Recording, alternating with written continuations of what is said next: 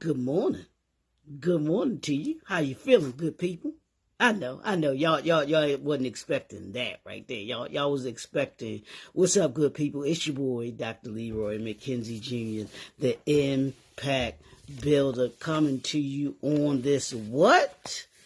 What day is it? What day is it? Y'all remember that commercial? What day is it with the camera? What day is it? It's not hump day, y'all. It's work for it Wednesday. That's how we get down here in the brand new suite. Dr. Leroy McKenzie is in the building, and that's what we do on Wednesdays. We work for it. We put in that work. We do the work. When you do the work, when you do the work, when we do the work, the world is ours. Sha'Carri Richardson proved that in this past Olympics. Simone Biles proved that when you do the work, when you put in the work, the world is yours. The young man that ran the 4x400, Quincy, I forgot his last name. I think it's Jones. It's not Quincy Jones. It's Quincy. I can't remember his last name. The young man that's from PG County, which is Maryland. So we claim him. Yeah, he one of the ones that represented from Maryland here, but he did that work to be a 16-year-old running in the Olympics, y'all. Can you imagine this young man going back to school? And I think because he did a post saying, he goes back into school in like 2 weeks. And this was, I think, towards the end of the Olympics.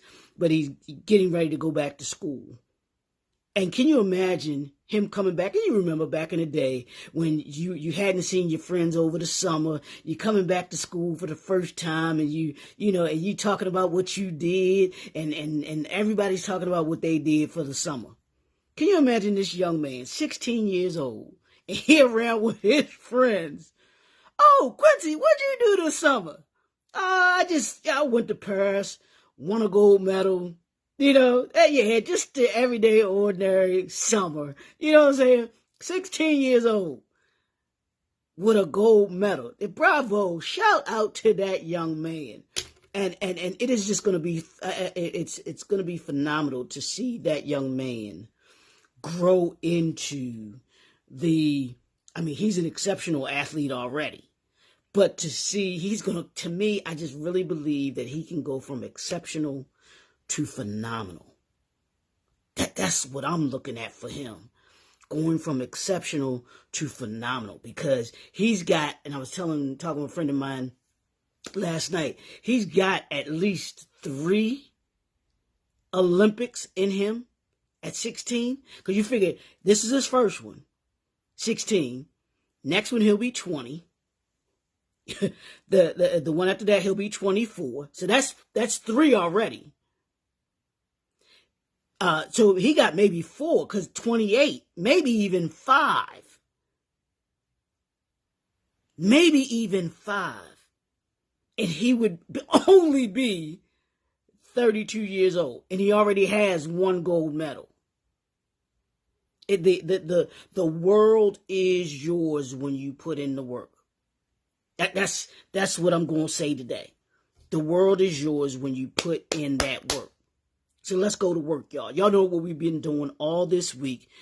I've been talking about the 5 principles for living on purpose.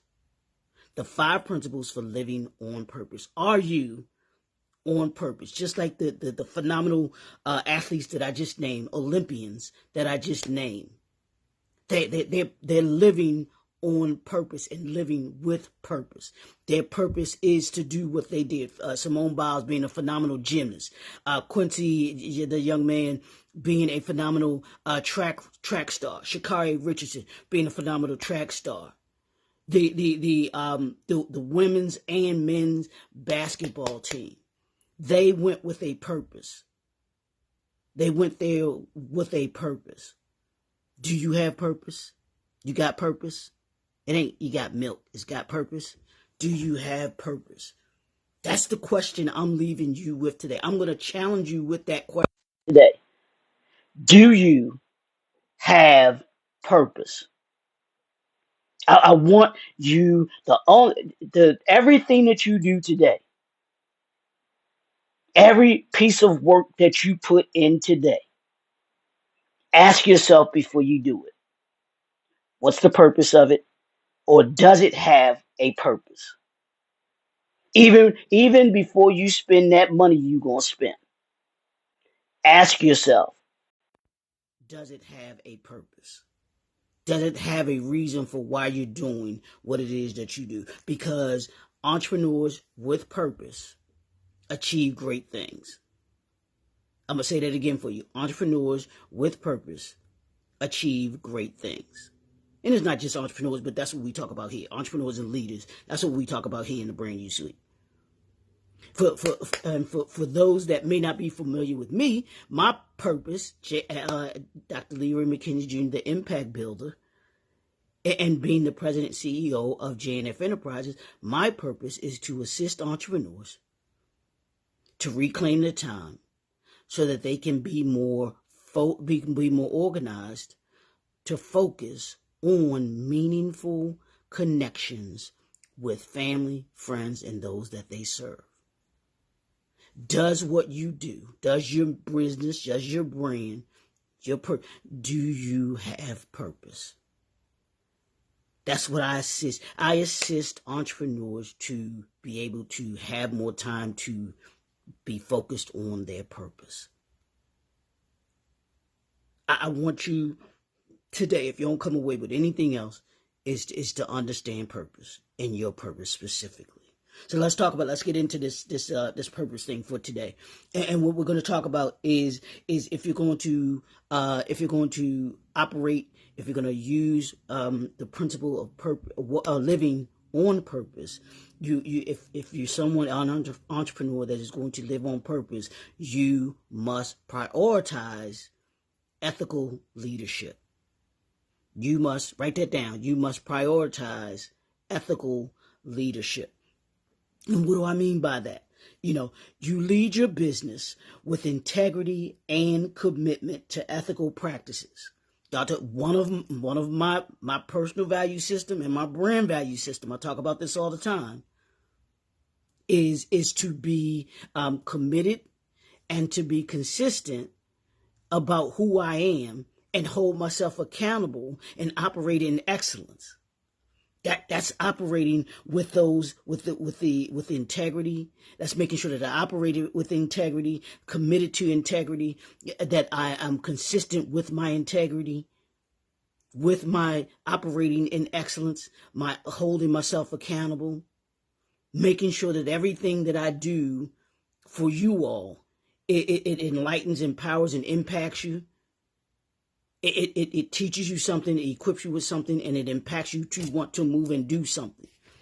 Every day that I come on here, I want to move you to do something. Thus the term, the Impact Builder. Impact you in such a way that, one, your encounter with me makes you 1% better than you were yesterday.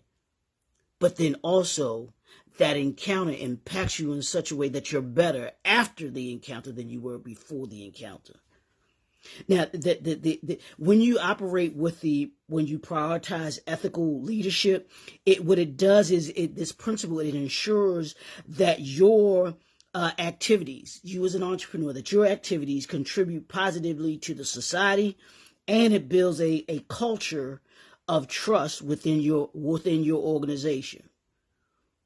Purposeful leadership fosters loyalty, respect, and long-term success. Let me say that again. When you operate when you prioritize ethical leadership,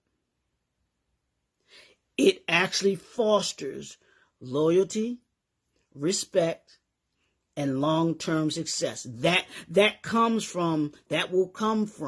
will be the residual result of those that work for you, those that work with you, and those that you serve. They will be loyal to you, they will respect you, and you will have long-term success. Y'all know we talk about it all the time here.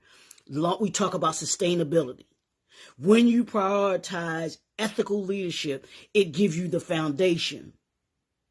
It gives you the foundation for long-term success, because people will want to support you. They will want to, your products and services will have a certain feel to them.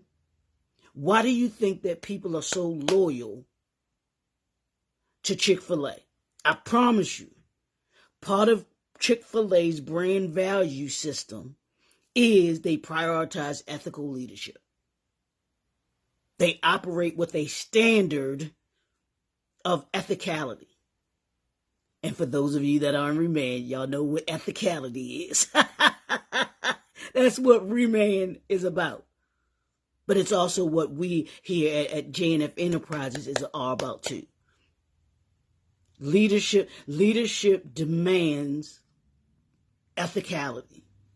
We saw last night, if you watched the Democratic National Convention, we saw the former president and former first lady absolutely kill it. They killed it. But the reason that they still resonate with so many people to this day is because they prioritize ethical leadership. President Obama, former President Obama, prioritized ethical leadership. They tried to find any and everything that they could on this man. Tried to do any and everything to demonize and to kind of demean his wife, him and his wife. But they did not break his ethical leadership. I hope y'all can understand that. And as an entrepreneur, when you operate with ethics, when you operate it with this principle, you're good with saying no to certain money. Because as we say, all money ain't good money.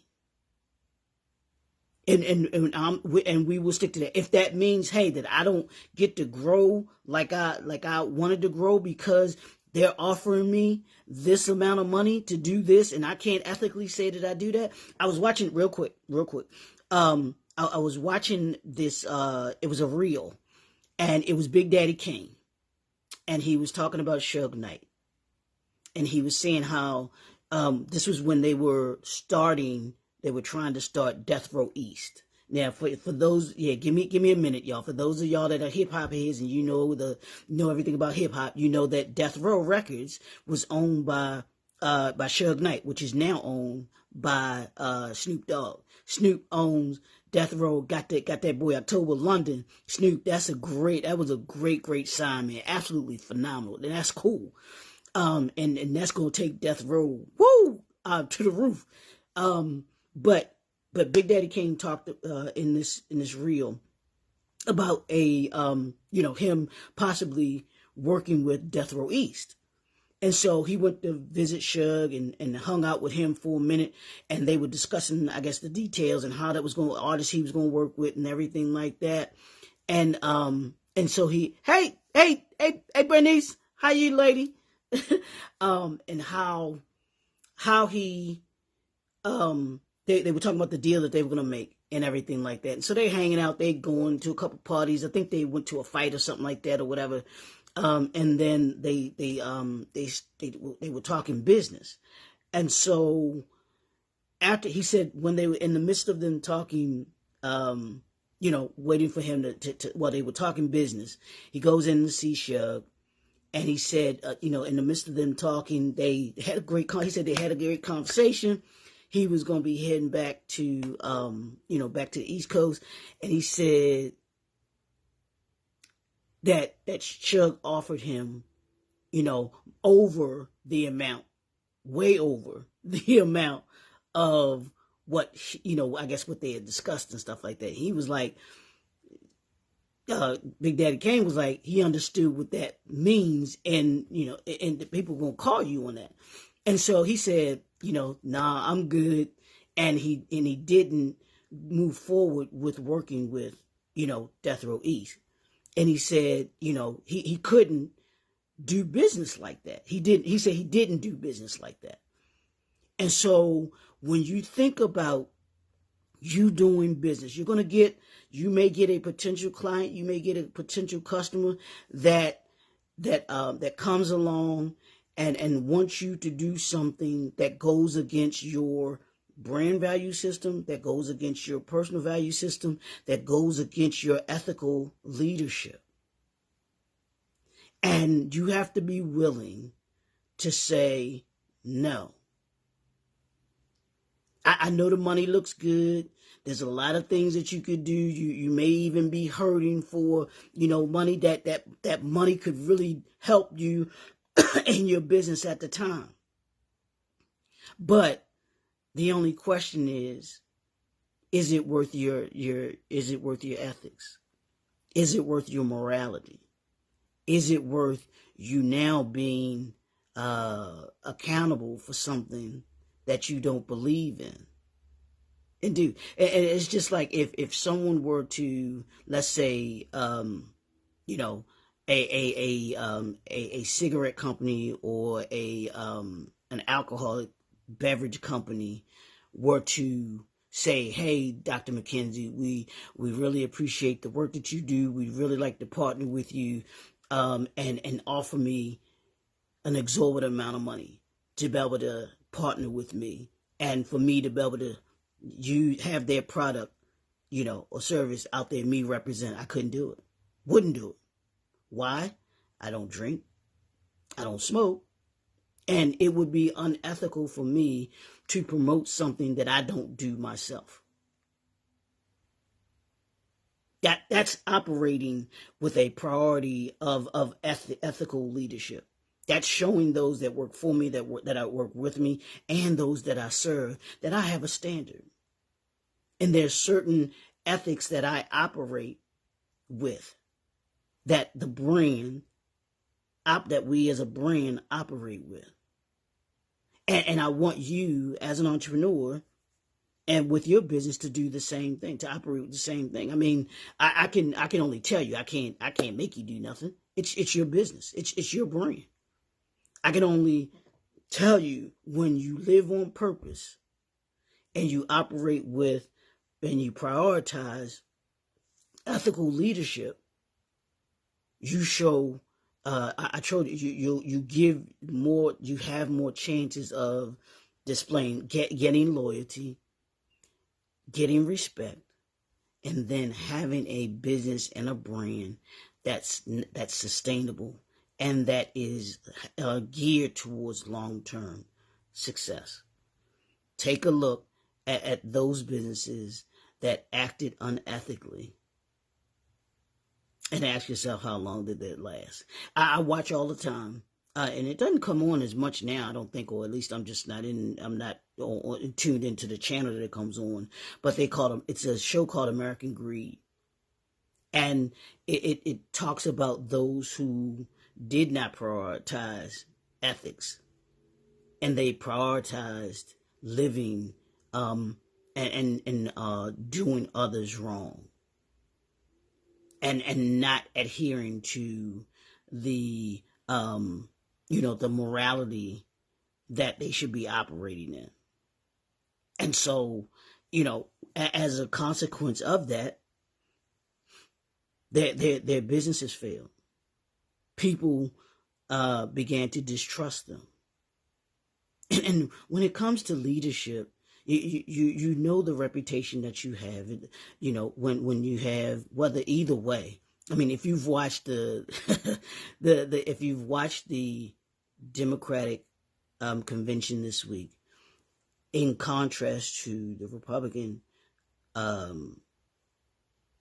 convention, take note of the people that were there and take note of the people that were there for each one.